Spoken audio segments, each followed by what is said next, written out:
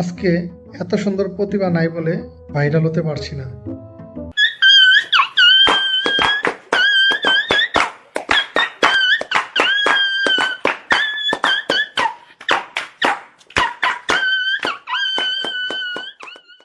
আরেকজনের প্রতিভা দেখলে তো আপনারা ফিদা হয়ে যাবেন।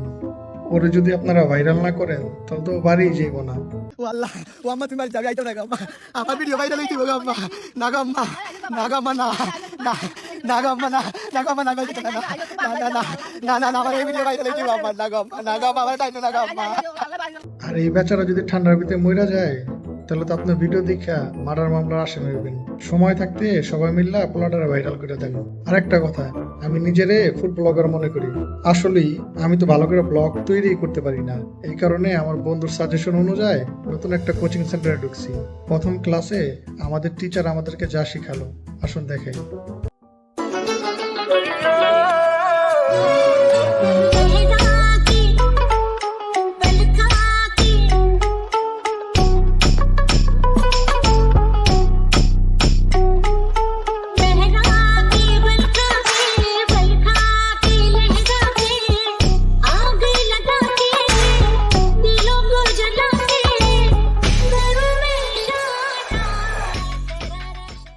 ধৈর্য ধরে মোবাইলে চার্জ দিয়ে রাখুন, এইবার ভাইরাল হবই।